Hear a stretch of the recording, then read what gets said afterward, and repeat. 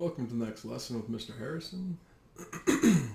This will be the last lesson for World War One. We'll finally be done with World War One, and the next lesson will be starting into the World War era. I really should say more the interwars era, because this is a good about 20 years in between the two. But it's basically World War II because everything's leading up to it. So today's lesson is going to be on the end of World War One, how that comes about. Now, of course, I'm going to be giving you more of a basic overview of it, but I'll do my best within the period that I try to do in the shorter videos, trying to make them shorter, to at least give you a better feeling than just what you can get off of the PowerPoint there. So, talking about the end of World War One. Last time we talked about the last battles of World War One. We talked about how the Germans threw everything they had into their last major offensive. That race to the front. Can the Germans win the war before the Americans have enough people in there to make a difference? And the Americans got enough people there to make a difference. But a lot of credit does go out to the French army on that one. And the British army as well, although, again, seems like more so on the British soldiers' side more than on Douglas Haig's side. From all accounts, Douglas Haig was about to have a massive nervous breakdown because he just saw everything crumbling. But the British held pretty firm in major areas, but the French really did. Their leader, again, I'll say his name once, Ferdinand Foch, did a great job in just, giving what he could, saving what he had to, and then launching a major counteroffensive. But having those American soldiers really helped him plug those holes pretty good. Now, coming into the end of the war, like it says here, the German war capability is just spent. They do not have the ability to go on a major war offensive, which means there's no way they're going to win this war the way they wanted to. The best outcome for the Germans at this point is some sort of stalemate. And at this point, they're willing to take it because this has been going on for 4 years now. There is a feeling of just this doom and dread, the idea that 20 million people have died up to this point. 20 to 22 million people have died up to this point, and no one wants to take credit for it. And everybody knows that whoever loses this war, if you really lose this war, you're going to take the blame for it. Now, just going to the very beginning of this unit when we were back in our classes, I talked about the idea that everybody had culpability in this. This started off more like a game, and every government was very culpable in this one. And now every government knows that whoever does lose this is going to take the blame for the worst war in human history. So, basically, I like to compare it to being on the playground. Imagine most of us have an example like this in our backgrounds growing up, where everybody's kind of getting around, you're like 6, 7, 8, 9, 10 years old, and you start doing things you probably shouldn't. You were told by your parents or by the teachers that you shouldn't be doing this, and then you get caught, and everybody just points their finger at one of your friends. You just choose one of your friends or one of the people in the playground to be a scapegoat and say it was his fault or it was her fault. So you don't have to suffer the brunt for what you were doing, but they can take the full brunt of it. Hopefully parents and teachers see through that.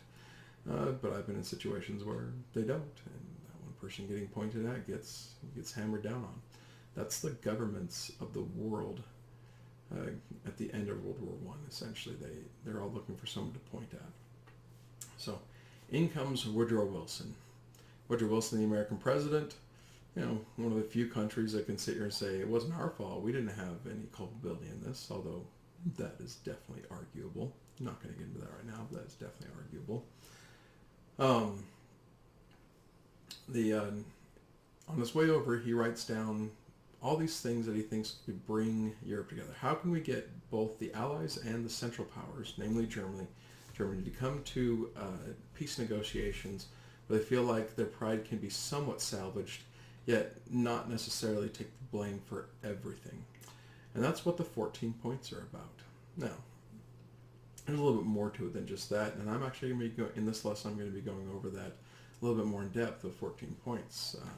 Even in college, I never really had a class that taught me the 14 points very well and just all the things behind it. Uh, but I also want to point out that off the left-hand side there, I did extra research on that photograph. Like, I find that photograph all over in books and on the internet saying, oh, here's the 14 points. Like, it looks like chicken scratch. Someone trying to pull my leg, and no, apparently it is in the Library of Congress, something like that. Don't quote me there. Some sort of archives, but yeah, that's Woodrow Wilson's shorthand, apparently. Anyways, just pointing that out for a bit. It just seems a bit messed up to me, but he essentially wrote that down as he was traveling over on a ship to come over to Europe and help deal with hopefully ending the war. Now, what are the 14 points that he comes up with? Going back here just to mention, Woodrow Wilson goes over the heads of both Britain and France and offers these 14 points to the Germans. He has diplomats head over. He has these made up into leaflets and dumped all over the German lines. And then he goes to the British and French and tells them, hey, I did this. And they're not too happy. Mainly because of the things that the 14 point says. Woodrow Wilson knew the British and French as allies would not be happy with some of the things that are said in here, that they would have stopped this if they could. So, first off, the very first point to be made was no secret deals between nations, let the public know what's going on. For the hundreds of years previous to World War I, and this even happened in World War I, even though this is one of the 14 points to some degree, all these wars around the world would come down to just, in the end, who had a better bargaining chip. And really the public would be told one thing, like, oh, we're fighting for democracy, in the case of World War I, but it was really about gaining empire in the end and to empower essentially the government overall, whatever country it would be. So to kind of withhold from that, because of so much death and destruction, because every family in Europe and then many around the world have been affected by this, Woodrow Wilson pretty much says, and duly so, give him credit for this one, there should be no secret deals. There should be reporters, not a reporter, reporters from all over the world in every meeting of the peace negotiations. So that essentially you can hold your government officials, your diplomats accountable to what's going on. So, now, for the most part that did happen, but there were some secret dealings that did happen through what's called the Treaty of Versailles when they do come down to it. Oh, whoops. Let's see here. Next one.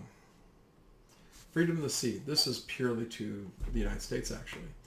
We were really ticked off about unrestricted submarine warfare. So we're essentially saying we need everybody to agree that you don't attack ships out in international waters and things like that. You just don't do that, because that would really hurt American industries. It hurts everybody, but it really hurt us. Arguably the most. Britain too. Britain had a massive navy. We wanted to protect our economy, essentially. That's really, like, you'll notice as I go through these, they're throwing a bone to different people. So this number one is throwing a bone to the people, to the average Joes, essentially. Number two is item number two there is throwing a bone to the United States Congress. Saying, hey, this is one of the concessions we got. This made it worth going to war, type thing. Okay. This one is a bone actually thrown to both United States and actually to Germany. One of the reasons why Germany did start the war is they realized they were always on the bottom end of trade deals because of geographic positioning and the fact that they were a newer empire. They didn't have as much access to resources to say as the British, French, and Russian empires had, even though the Russians didn't use their resources as well as the British and French. That it just didn't seem fair a lot of times what was going on. And of course, the United States mentality, fair trade, is definitely the way things should always be at this point. Now, if you look at the United States today, well, especially through the Cold War times, that's a whole different argument.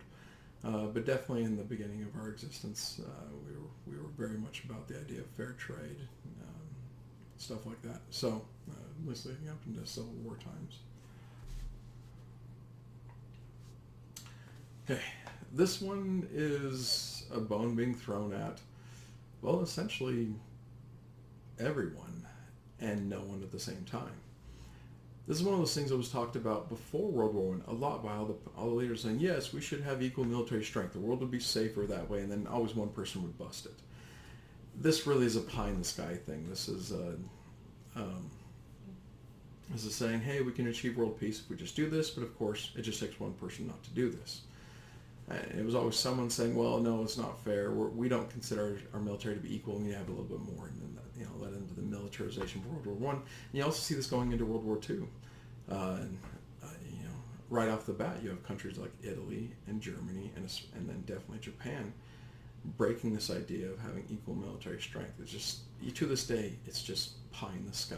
There will always be someone that breaks it, so therefore everybody else has to, I shouldn't say has to, but is in their best interest to break it as well, for the assurance of safety of their own countries.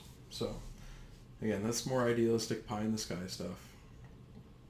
It was a bone to everyone, but really a bone to no one. This one is actually a bone being thrown at the Germans. Rethink colonialism. Basically saying, hey, Britain and France, you guys have these huge empires, king of the hill status. And maybe you should rethink this. Maybe you wouldn't have had Germany doing what they did if they weren't so jealous of you. And essentially, this is a bone being thrown at Germany saying, hey, what if, the whole idea of colonialism is let go? Maybe the British and French should give up some of their colonies, allow independence and things like that.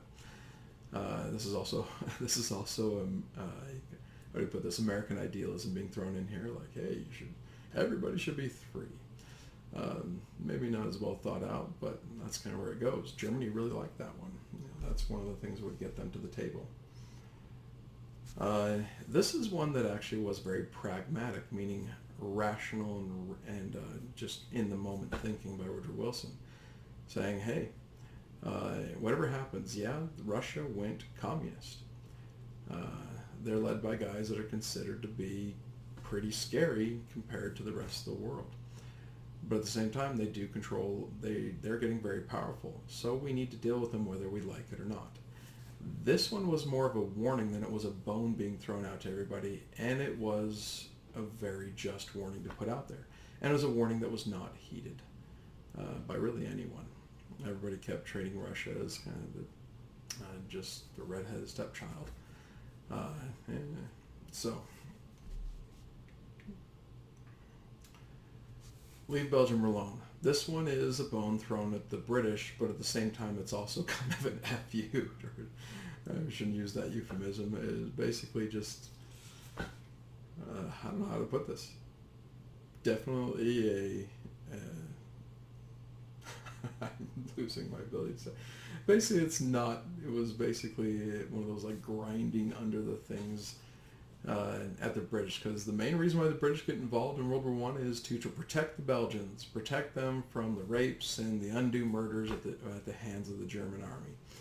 And so this is essentially saying, hey, Britain, this was your main war aims, right? You really weren't going for a larger empire, were you? You really weren't going for anything more than that, were you? And Britain's just, because this is in the public's eye, because all these leaflets are already out there, Britain just has to sit there and just grit their teeth and just that's what we wanted. But they were secret dealing into 1917, 1918. They made deals with Italy and everything like that. Like, hey, you're going to get this part. We're going to be so rich after this type thing. And Woodrow Wilson just undercuts them. So with that one, same thing with this one. This one is a bone thrown at the French, but it's really kind of a grinding thing. It's kind of funny that we're into point 8 of the 14 points, and really it seems like more is being given to the public and, say, even the Central Powers overall, and anything given to the Allies, who are Woodrow Wilson's allies, is more of just kind of like this is what you wanted, right? This is what you said. This is what if you're going to be honest and integritous, this is what you're actually going for. Because if you guys remember that little creepy video of those kids talking in that French movie I showed you weeks back, that's the black spot on the map. That's the area that should be in French hands that they deserted back. And that's all they wanted. That's all they ever wanted. They weren't going for a larger empire. They weren't going for anything more than that one. So again, it's one of those. It's a bone thrown at the French, but at the same time, again, not. Same thing with number 7. Leave Belgium alone for the British. Okay, and this same thing to Italy, the other ally. Give all the Italian-speaking areas to Italy. Just go ahead. Austria, you need to give up Istria. You need to give up that area of the Alps where you have predominantly Italian speakers and maybe some islands in the Mediterranean here and there. And that's it. You know, at the same time, Italy got into this whole thing thinking, we're going to get a bigger empire. You know, the British and French are going to owe us big when we get this. And all he says is, hey, well, just let them have that. And of course, to Austria and Germany, they're like, okay, we can deal with that. So, you know, which again brings them to the negotiation table better. So that was a bone being thrown at the Italians, but it actually was something that would get the Austrians and Germans to come be more willing to talk peace. Okay, now this one is a hit at Austria. This is a definite idealism of you say Woodrow Wilson and American philosophical thought at the time period. Is like, hey, if you have all these people in your empire that aren't of the same backgrounds and you don't offer a government that gives you freedom, then let everybody have their independence. Like, you know, you're not doing very well. Just break apart already. This one is held to. Austria is broken apart. It no longer is an empire at the end, and I'll be showing you maps in a second that show that. Hey, this is a bone being thrown to the Serbians. The whole beginning of the war, the assassination of Archduke Franz Ferdinand, you know, came down to really the Serbians wanted just a better economy. Essentially, if they would have had Slovenia and a couple other areas, you know, some sort of port into the Mediterranean Sea, they felt that's really what they wanted, the government at least. And, you know, and the nationalism and the Black Hands kind of terrorist activities were going into that a bit. You know. So it's interesting. All right, just let them have that. Now, out of this, you get a country called Yugoslavia, actually. I'll show that in the map in a little bit. Yugoslavia actually doesn't exist today because they pretty much did with Yugoslavia what they decided not to, what they decided wouldn't work with Austria. Hey, let's take a lot of people of different backgrounds and religions and just put them in one big country together. So from number 10 to a number 11, very opposite thoughts. So number 12 is just like number 10, essentially saying the Ottomans, they don't need to be around any longer. You know, they're actually even worse than the Austrians as far as like different. Let's put it this way: if I'm thinking about this right, the Austrians had something like 18 distinct ethnic groups within their empire that just really wanted to be their own thing, and the Ottomans had something like 50 or more across the Middle East and North Africa, or most of the Middle East. But if you count the rest of the Ottoman Empire that they used to have. Just a lot. It's like, you know, we need to break that up. So, and yeah, the Ottomans ceased to be an empire. That one is held too. Okay, give Poland back to the Polish. This is a bit of history I can't go into too much, but Poland did not exist as a country since the 1700s. It had been dissected by, back then it's called Prussia, but essentially Germany, Austria, and Russia. And for hundreds of years, they had been trying to get their independence, leading revolution after revolution that just got squashed. In fact, a bit of a connection with the United States. In our revolution against War of Independence against the Britain, we had a lot of Polish people helping us fight. And when it worked here, a lot of those Polish people went over to Poland and started another War of Independence there, hoping that they'd get their freedom. Maybe the tides would turn. That worked for us here in the United States. It did not work for them. They got squashed again. So this is the idea of like, hey, just give it to them. And this was to the whole world, except for this is a bone being thrown actually at the Allies mostly, saying we need a buffer state in between the new Soviet Union and Germany. You know, something that might keep us away from war a little bit more. And ironically, World War II starts with Germany's Adolf Hitler's Germany's invasion of Poland. We'll be getting to that one, of course, in a future lesson. Now, the last point is the only point that, for some reason, textbooks talk about. Even when I was in college, this was the only thing that was talked about. This is how I was always taught with the 14 points. Woodrow Wilson came up with the 14 points, and none of them were held to except for number 14. They did establish the League of Nations, but it was impotent. It couldn't do anything. It had a lot of problems with it. I was taught that same thing in high school and in college, and as I looked into it more, and what I went over with you guys just now, a lot of those things were held to. Yeah, many of them weren't, and many of them were just these grinds into different sides, whether it's into the Central Power side or into the Allied powered side. But that, essentially, I felt like I was not taught as in-depth as maybe would have been to understand the world better at the time of World War I. So hopefully this is being helpful to you guys as well. The League of Nations is set up. The problem is, though, is that a lot of nations were left out of it. Say, the United States purposely didn't join anyways. The United States Congress is like, no, we're so done with this. The political games.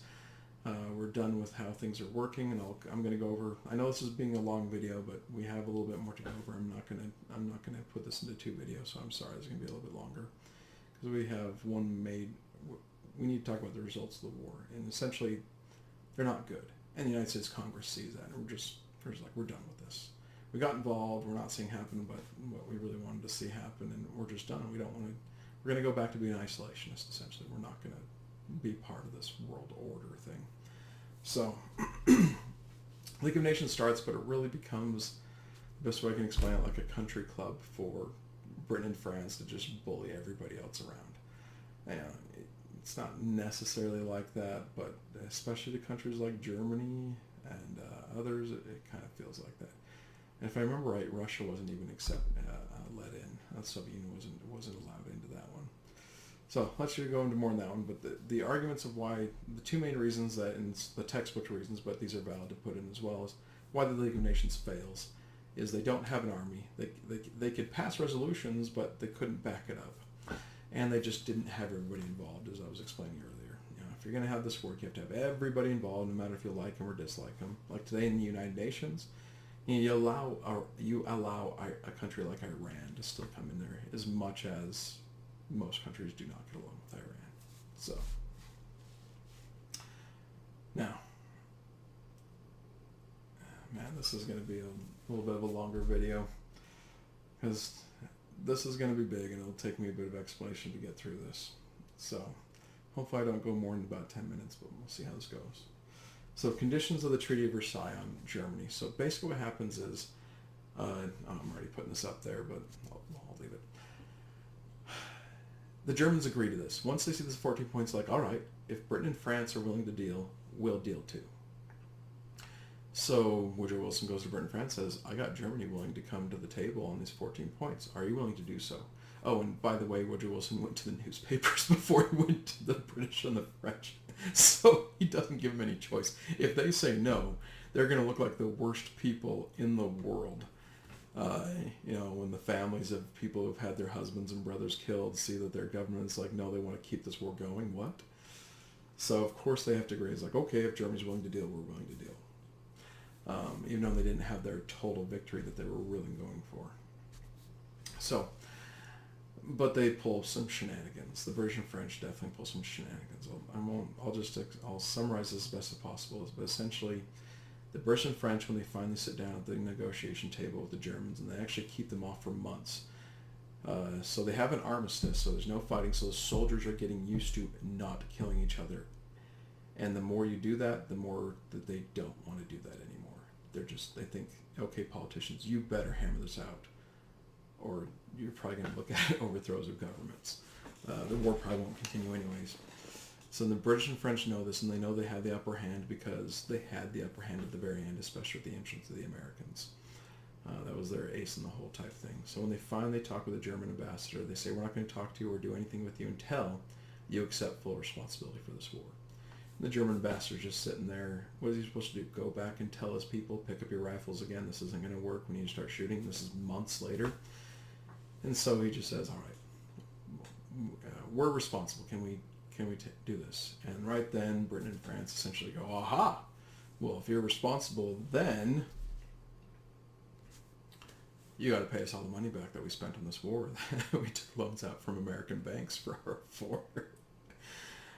And Germany's just sitting there like, what? So not only have they essentially cut or just taken this wound and just are holding it open with that item number one, was to take responsibility, now they're just dumping a bunch of salt into that wound.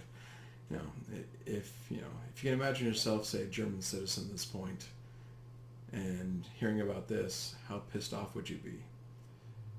And yeah, if you're wondering why I'm going into this so in depth, I'm trying to give you an idea of why the Germans are so willing to follow later on a guy named Adolf Hitler, because he promised to fix all of this, to right these wrongs, because they were treated so badly at the end of World War I, and that the German government did such a bad job at the end of World War I. Anyways, I'll get to that later when we get into the World War II lessons, but just giving you that connection there. So, the next one. This doesn't seem so bad on the surface. This is a massive hit to German pride. Germany, up to this point, since the Roman times, 2,000 years before, very militaristic. Their family traditions are based around the military. And then they're told, this is the limited, when we say limited military, this is what you can have. 100,000 men, limited amount of machine guns within that 100,000 men. That essentially acts as your National Guard and police force over all of Germany. You have to get rid of your navy. In fact, the Germans were told to give all of their ships, all their massive navy they just built to the British. If you're wondering, like, huh? Yeah, that's a big huh moment. By the way, the German sailors sunk all their ships instead of giving it to the British. What were the British supposed to do? Declare war? It was a nice up to the British by the German Navy. And then, of course, the Germans were told not to have an air force either. I mean, completely neutered. Because their army was the best one in World War I, and the British and French were afraid of them starting up another one, which, hey, happens again. But anyways, we'll get to that lesson later. And last up, I know this, probably don't even know what the Rhineland is. The Rhine River is a river on the west side of Germany. Parts of it borders like France and Belgium and the Netherlands. But is a huge industrial area. And this is where you have a lot of the factories that pushed out the war materials for the German war machine. So the Germans are told you have to accept occupation of those areas. The French army, the British army will occupy those areas indefinitely to make sure that those factories never ever again produce more materials. They're just going to produce blue jeans and butter and stuff like, and just, household goods type stuff. So that will come into play when we get into our lesson on World War I. Just keep that in the back of your mind. But notice that when you get the Treaty of Versailles, there's tons of other stuff that happens. I'm going over Germany mostly because I'm trying to make connection to why World War II happens. But there's so many people that just get pissed off at this whole thing. Italy leaves the table ticked off. The Japanese are well, they get some stuff, but they thought they should deserve more. Soviet Union isn't even invited really to this. The Chinese are ticked off. Like everybody just kind of is just ticked off. And because World War I doesn't end well, because that ill will and this depression that essentially gets the world is a direct cause of World War II, and that's why people link World War I and World War II together. World War I, in a way, never really ended. They stopped firing, but the animosities were still there, and this time it was worse. Now it was much more personal, even down to the citizens. It wasn't just a government game like the beginning of World War I was with imperialism and militarism. But now it was it was affecting the core of the citizens of each country and just leaving a lot of that, this world sucks type thing. Anyways, moving on. So, take a quick look at this. I would say this would be a point where, feel free to go back and force scrub the video a little bit between the two maps I'm going to show you. There's a map of World War I, or Europe before World War I happens. This is the map after the Treaty of Versailles. So Austria disappears, the Ottomans disappear, you get Turkey in its place, and that's still the way it is today. Russia's land is severely reduced, although that's actually one thing that'd be wrong about this. They're calling it Russian. They probably should use the term Soviet Union at this point. Maybe I'm incorrect on that one. I'm pretty sure they use that term, USSR, by now. But they are involved in the middle of their civil war. You get a whole new countries coming out, getting their independence. Czechoslovakia, the Baltic states like Lithuania, Estonia, Latvia. Poland does get their country back. And then you got Yugoslavia down there. We'll talk more about Yugoslavia later. That, to this day, that is still the cause of a lot of consternation in the world. So, go back one more time again. Before World War I, after World War I. Now, last slide, but a bit to talk about, of course, and definitely going into your notes. European power, what are the results of the war? Not just the Treaty of Versailles, what really happens because at the end of World War I. And pretty much just in your notes, please put down that pretty much every one of these, except for the last one I'll put up, but the first four definitely are direct causes of World War II. So first up, European power around the world is weakened. Colonies like India begin to see an opportunity to gain independence. And that doesn't seem like it'd be a cause of World War II. Well, yeah, it is. I'll actually explain that better in a future lesson. I'm not going to do that now, mostly because of time. But yeah, even though Britain and France actually come out of World War I with actually a little bit larger empires, they did get that, especially in the Middle East. They got really weakened mainly because the ideas of the Enlightenment, the ideas of freedom, the ideas of equal opportunity and stuff like that spread around the world. Because the Europeans sucked all these soldiers in from the world into the battlegrounds of Europe, and then they learn all this stuff, and at the same time you have this racial idea going on, like, well, yeah, white Europeans are so much better than all the other races of the world type thing.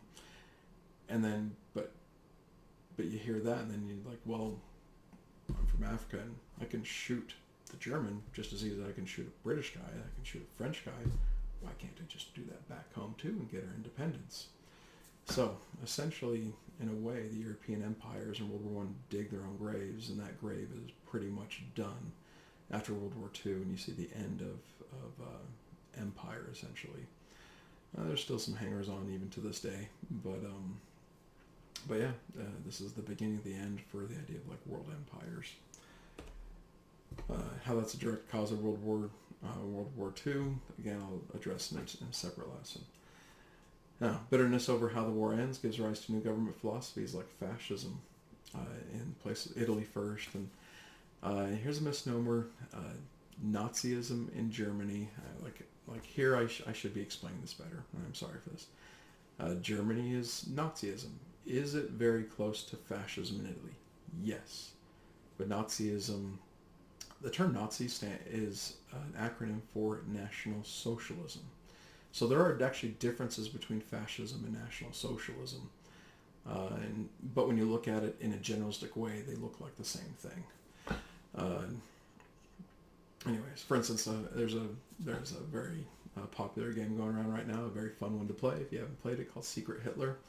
And it's this idea of taking liberals in government versus fascists in government. It works great as far as like balance and game goes, and it's a fun game to play.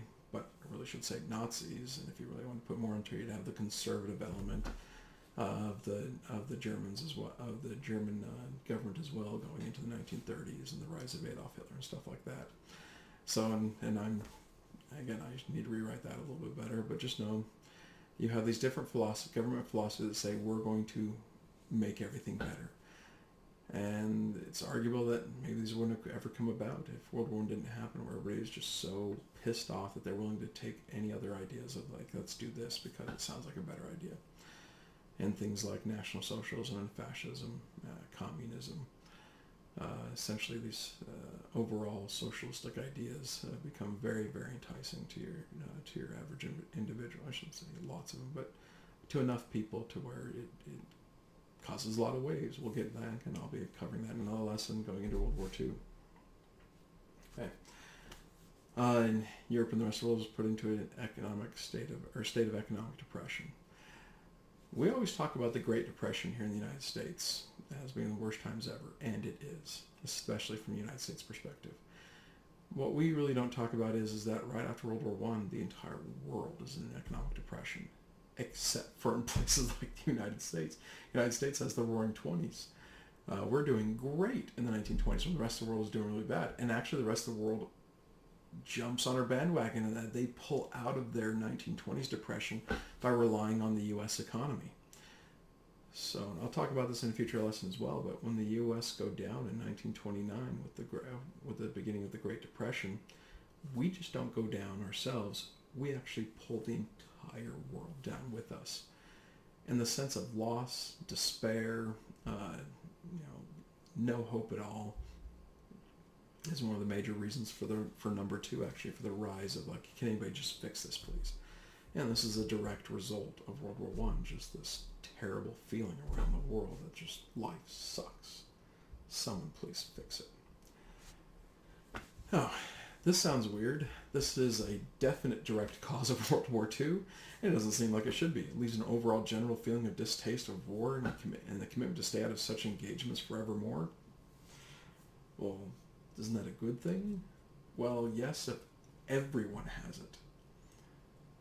People who break this are people like Adolf Hitler, the Japanese under the military dictatorship of Tojo, Joseph Stalin in the Soviet Union, Mussolini, and the fascists in Italy. These people use war at a time to get what they want, and no one else is willing to step up. The only people that you really have the ability to do so are Britain, France, and the United States, and all three are just like, no, we don't want to. It's like covering your eyes and just saying nothing's happening, la la la la la la la, and that allows. That's how these guys get big and powerful. Is no one stepped up to them when they were not big and powerful. They could have been stopped in the early 30s, essentially, or the late 20s. At least that's the thought process. Yeah, there's a lot of circles like to argue about that one, but generalistically, yeah. So we'll talk about that more when we get into the idea of appeasement in World War II. Okay, now, I talked about this a bit. This is the last thing we'll talk about, and this bit will be done, but America is very disenchanted with the war, and we just go back to being isolationist. Now, a lot of people look back on this and say, if we wouldn't have become isolationists, if we would have embedded ourselves into world politics at this point, we could have stopped World War II from happening. There's a lot of arguments and good ones that go against that one. But we were showing ourselves at the end of World War I as being more of a powerhouse than anybody, including ourselves, thought us or ourselves to be. And we'd stay out of things until Pearl Harbor. Like World War II is going for almost 2 years. A year and a half, 2 years before we actually get involved because of Pearl Harbor and World War II. Because of this thinking, what would have happened if we got involved earlier? Who knows? But this is a result of World War I. We were just like, screw the world, we're going to do our own thing. And so, anyways, we'll get into more discussions about that later and how that affects things. Again, a lot of people outside the United States like to blame the United States for not being more involved.